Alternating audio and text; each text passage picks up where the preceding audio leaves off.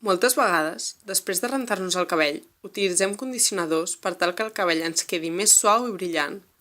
Però, com funcionen exactament aquests productes?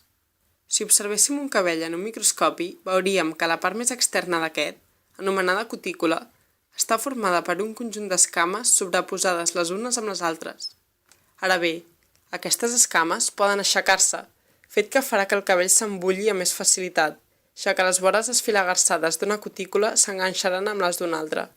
A més, no brillarà com ho faria si les escames estiguessin ben enganxades, ja que la llum es reflecteix molt millor en superfícies planes. El cabell està format per fibres de queratina. La queratina és una proteïna estructural molt resistent, formada per 18 aminoàcids diferents, entre els quals la cisteïna és el més abundant. La queratina té un punt isoelèctric d'entre 4,7 i 5,4. Això significa que, en aquest interval de pH, la queratina té una càrrega elèctrica neutra. Per tant, la naturalesa del cabell és lleugerament àcida. Els xampús, però, són substàncies lleugerament bàsiques i, per tant, quan ens apliquem aquests productes, el pH del cabell augmenta. Quan el pH és major al punt isoelèctric, apareixen càrregues negatives. Vegem un exemple. Quan el pH del cabell és igual al punt isoelèctric, la cisteïna té aquesta estructura. En canvi, quan el pH és major al punt isoelèctric, la cisteïna és així.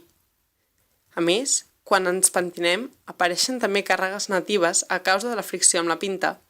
Per tant, podem concloure que habitualment tenim el cabell carregat negativament. Els condicionadors contenen diferents ingredients, d'entre els quals podem destacar els tensioactius catiònics. Els tensioactius catiònics són substàncies formades per molècules que contenen un extrem hidròfob i un altre hidròfil. Un tensioactiu molt utilitzat és el clorur de cetrimoni.